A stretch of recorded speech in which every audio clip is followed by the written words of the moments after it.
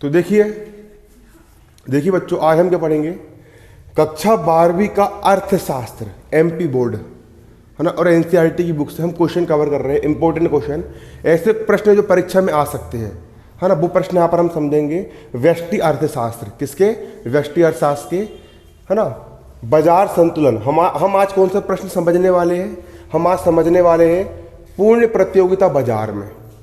बाजार कैसा है? प्रतियोगिता वाला बाजार है। जैसे कि हम किसकी बात करें, प्रतियोगिता बहुत ज़्यादा किसमें है? शैम्पू।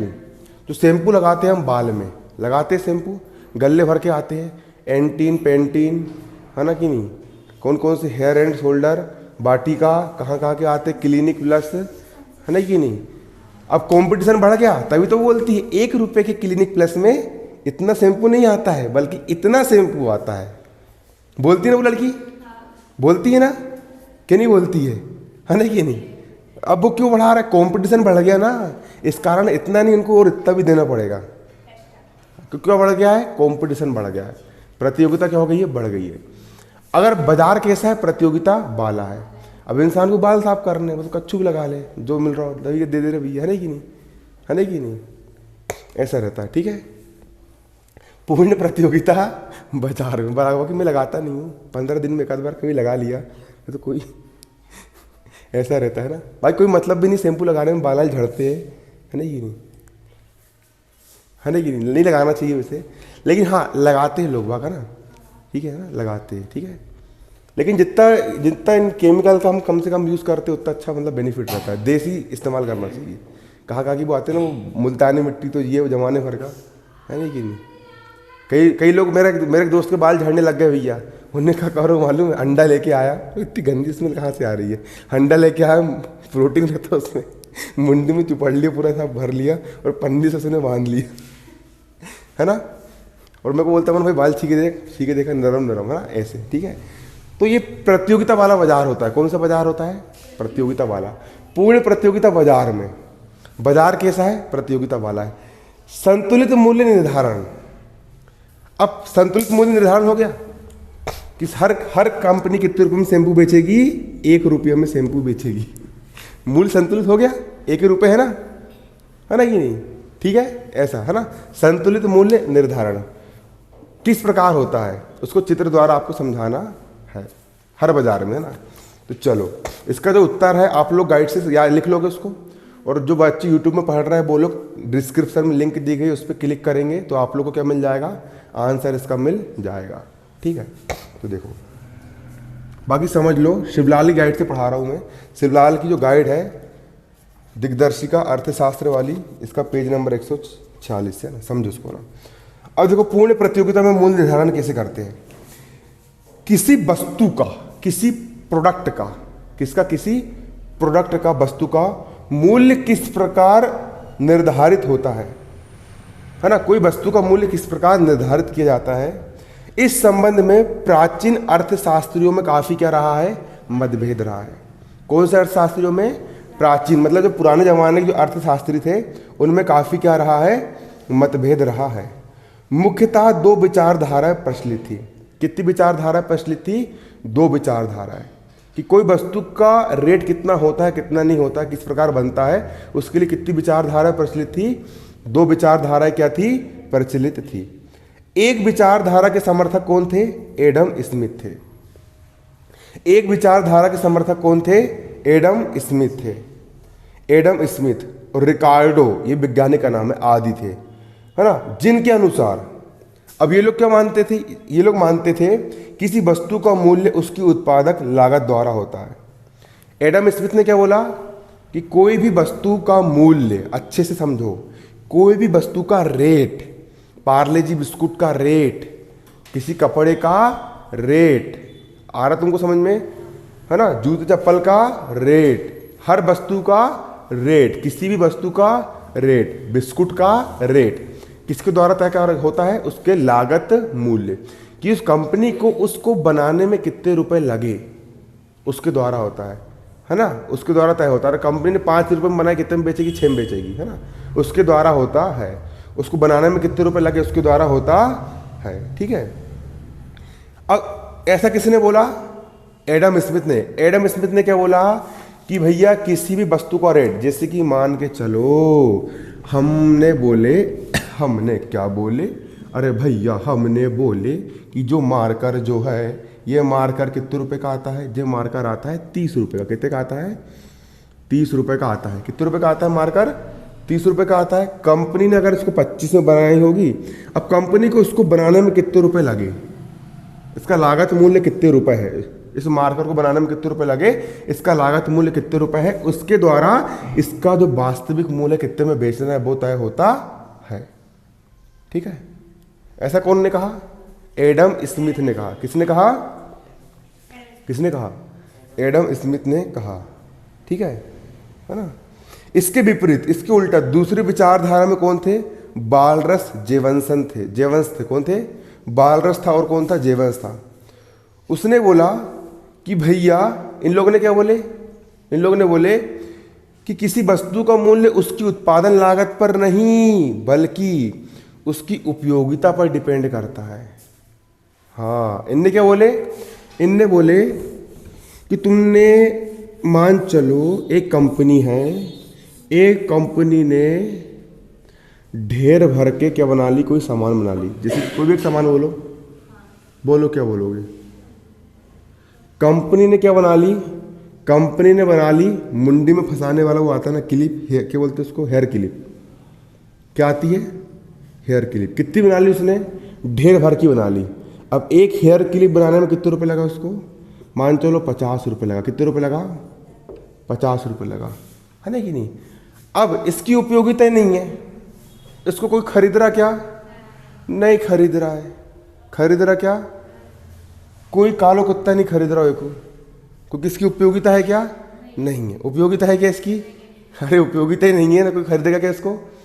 नहीं खरीदेगा। तो जो इन्होंने 50 की बनाई वो कितने में बेच देगी? वो 30 में बेच देगी। तो घाटा भले हुआ कि नहीं हुआ? तो किस पर डिपेंड करता है? उपयोगिता पर। और भले ही एक चीज, अब एक चीज कितने रुपए में बनाया अपन ने? 50 रुपए में बनाया। अब इसकी उपयोगिता भयंकर है, कम से कम 1000 लोग बोल रहे हैं कि मैं खरीदूंगा, मैं खरीदूंगा, मैं खरीदूंगा, मैं खरीदूंगा। कितने लोग बोल रहे हैं? 1000 लोग बोल रहे हैं। क्या बोल रहा है? मैं खरीदूंगा। तुम भी बोल रहे है? तुम भी बोल रहे है? दम से बोलो, तुम भी बोलो, है ना। यहाँ पर ताकत लगना चाहिए, नड्डे, इसको बोलते नड्डा, है ना। यहाँ पर ताकत लगाओ, मैं खरीदूंगा। कौन खरीदेंगे? मैं खरीदूंगा, है ना। ठीक है। अब इसकी उपयोगिता क्यों कि बढ़ गई, तो जो 50 रुपये में बनाया अपन ने उसको बोल देंगे भैया 50,000 में दूंगा, लेना तो लियो, नहीं तो निकलो यहाँ से। ऐसा दूसरी विचारधारा वालों कहना है कि किसी वस्तु का मूल्य कौन तय करता है कि उसकी कितनी उपयोगिता है, उसकी कितनी उपयोगिता है। अगर उपयोगिता नहीं रहेगी ना, उपयोगिता नहीं रहेगी ना, उपयोगिता नहीं रहेगी ना, तो फ्री में भी नहीं बिकती है, और उपयोगिता रहती है तो फिर लाखों में बिक जाती है ना कि नहीं। ऐसा रियल में होता है। जैसे कि तुम लोग को बता रहा हूँ, पिछले साल के बता रहा हूँ।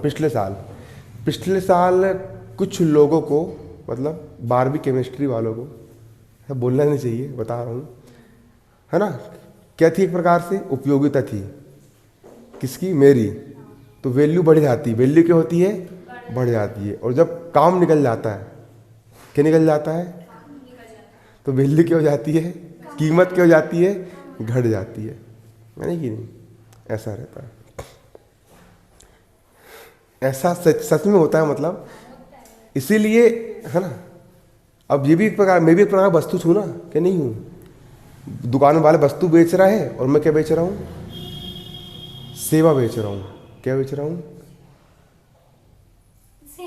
सेवा बेच रहा हूँ। ऐसा रियल में रहता है। तो जब तक किसी चीज़ की डिमांड होती है, ये रियलिटी है। आप भी देखना, अगर आपका कोई फ्रेंड रहेगा, आपको कोई क्या रहेगा? फ्रेंड। और जब उसको आपकी ज़रूरत होगी, उसको आपकी क्या होगी? आपके पास कोई ऐसी चीज़ है, उसकी आपको क्या ज़रूरत है, तो बिल्कुल तेल मक्खन सब लगाना शुरू। और जब वो निकल जाएगा तो फिर ऐसा रहता है। ठीक है। तो ये रियलिटी है। आप आपका मूल्य तभी तक हाई रहेगा। तो इससे क्या सीख मिलती है? आपकी कीमत तभी तक ऊंची रहेगी जब तक आपकी क्या रहेगी? उपयोगिता रहेगी। इसलिए अपने आप को कुछ ऐसा बनाओ, अपने आप को कुछ ऐसा ब्रांड बनाओ, अपने आप को इतना मूल्यवान बनाओ कि तुम्हारी उपयोगिता कभी खत्म हो क्या ना हो। सदियां बीत जाए लेकिन अमन भैया की उपयोगिता खत्म हो गया ना हो क्या ना हो क्या ना हो, ऐसा। ठीक है, कुछ ऐसा चीज बनाओ कि उसकी उपयोगिता हमेशा की हमेशा रहना चाहिए। ठीक है, तो यहां पर समझना। तो अगर इसी वस्तु की उपयोगिता बढ़ जाए तो 50 रुपए की चीज कितने में बिक जाती है?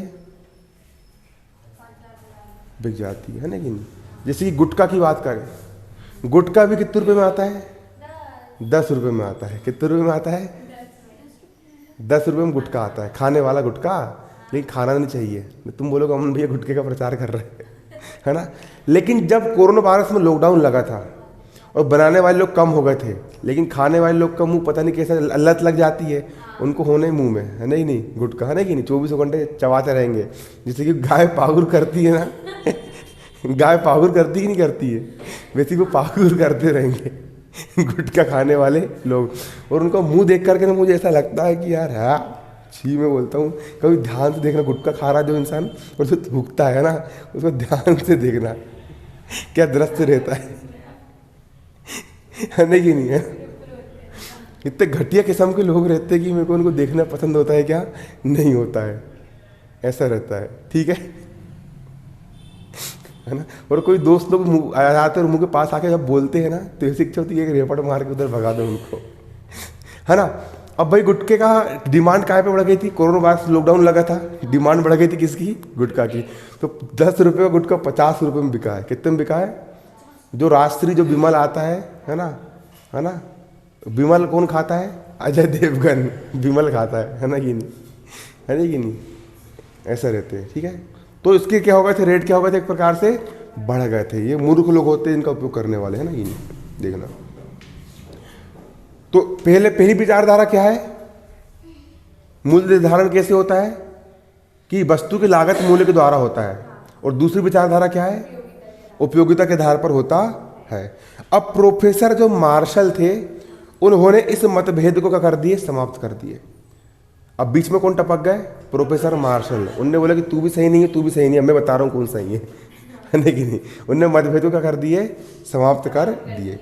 उन्होंने बताया कि दोनों मत एक पक्षी है। दोनों मत कैसे हैं? एक पक्षी है। किसी वस्तु का मूल्य केवल उत्पादन लागत मूल्य और उपयोगिता के द्वारा ही निर्धारित नहीं होता, बल्कि दोनों संयुक्त रूप से होते हैं। मतलब कि वस्तु का लागत मूल्य को भी देखा जाता है कि हमको इस प्रोडक्ट को बनाने में इतने रुपये लगा, और उसकी कितनी उपयोगिता है उसको भी देखा जाता है। और दोनों को देख करके ही किसी वस्तु का रेट तय किया जाता है। जैसे तुमको एक मूर्ति बनाती हो अच्छी बड़ी बड़ी, बिल्कुल, है ना कि नहीं। अब तुमने मूर्ति बनती तुम्हारे यहाँ 5 फुट 6 फुट की, दुर्गा जी की सबसे अच्छी मूर्ति तुम्हारे घर में बनती है पूरे उमरठ भर में, है ना कि नारायण भैया का नाम चलता है ना, सबसे अच्छी मूर्ति, मतलब वो बनाते करके, है ना, चलता है। परासी के लोग आते, छिंदवाड़ा लोग खरीद के जाते तुम्हारे यहाँ से मूर्ति।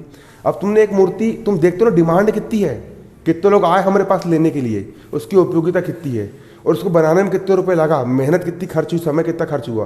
फिर उसी देख के तुम रेट तय करते हो कि 5,000 में देना है, कि 10,000 में देना है, कि 20,000 में देना, 50,000 में देना, 1 लाख में देना है, कितने में तुमको मूर्ति देना है, उसी को देख के तय करते हो ना। तुमने एक बार मूर्ति बनाए थे, वो 5 गणेश भगवान की 5 मुंडी वाली, 10 मुंडी, है ना, वो बहुत बड़ी थी, जो वो घर के बराबर मूर्ति थी। वो कितने रुपए की थी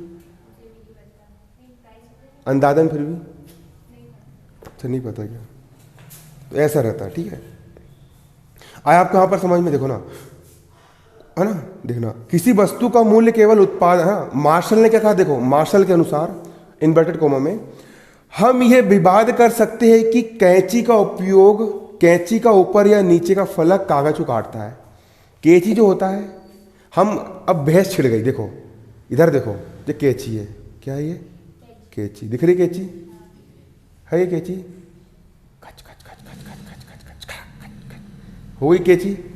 हम अब क्या विवाद कर सकते हैं, हम झगड़ा कर सकते हैं, अब भैया जे मिताली का बोल रही, मिताली बोल रही कि ऊपर वाला काटता है, और जे क्या बोल रही, नीचे वाला काटता है। अब दोनों में लड़ाई छिड़ गई कि उत्पादन मूल्य लागत तय करता है, और एक क्या बोल रहा है उपयोगिता तय करती है ना। एक बोल रहा है ऊपर वाला काटता है, एक बोलता नीचे वाला काटता है। उतने में आ गए प्रोफेसर मार्शल, इनने क्या बोले इनने क्या बोले इनने क्या बोले, दोनों काटती है। कौन काटती है, दोनों काटती है। कौन काटती है, दोनों काटती है। उसी प्रकार जो किसी वस्तु का जो मूल्य होता है वो उत्पादन की लागत और उपयोगिता दोनों में क्या होता है, वो तय होता है। दोनों में क्या होता है, तय होता है। वास्तव में कागज को काटने के लिए ऊपर वाला और नीचे वाला दोनों की क्या होती है, आवश्यकता होती है। ऊपर वाला भी और नीचे वाला भी, दोनों की क्या होती है, आवश्यकता होती है। लेकिन कोई अकेला काट सकता है क्या, नहीं काट सकता है।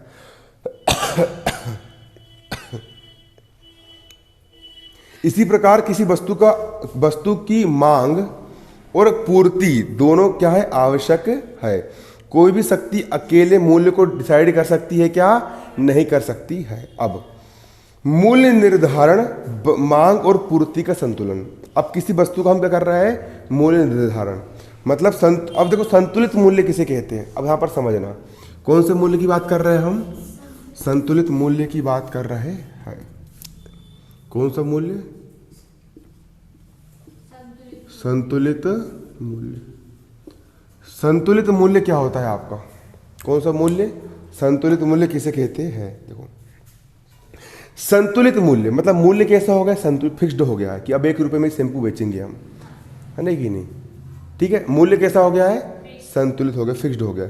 संतुलित मूल्य वह मूल्य है, अब भी पूछूंगा मैं, संतुलित मूल्य वह मूल्य है। कौन सा मूल्य, संतुलित मूल्य वह मूल्य है जिस पर किसी वस्तु की मात्रा, जिस मूल्य पर किसी वस्तु की मात्रा जो कि विक्रेता बेचने को इच्छुक है उस मात्रा के बराबर होती है जो क्रेता खरीदना चाहते हैं। यह वह मूल्य है जो बाजार को समाप्त कर देता है। संतुलित मूल्य वह मूल्य जिस पर वस्तु की मात्रा, जिस पर किसकी मात्रा, वस्तु की मात्रा, अरे जिस पर किसकी मात्रा, साबुन, मान चलो कि पूरी अपने गांव में टोटल 1000 एक दिन में, अपने छिंदवाड़ा जिले में, कौन जिले में, अपने जिले में टोटल, अपने जिले में टोटल 1000 साबुन, कितनी साबुन, 1000 साबुन रोज खरीदते हैं लोग बाग। कितनी खरीदते हैं, 1000 साबुन रोज खरीदते हैं। मांग कितनी है, 1000 साबुन की है। कितनी है मांग, है 1000 साबुन की मांग, और टोटल कंपनी 1000 साबुन, और पूर्ति भी कितनी साबुन की जा रही है, 1000 साबुन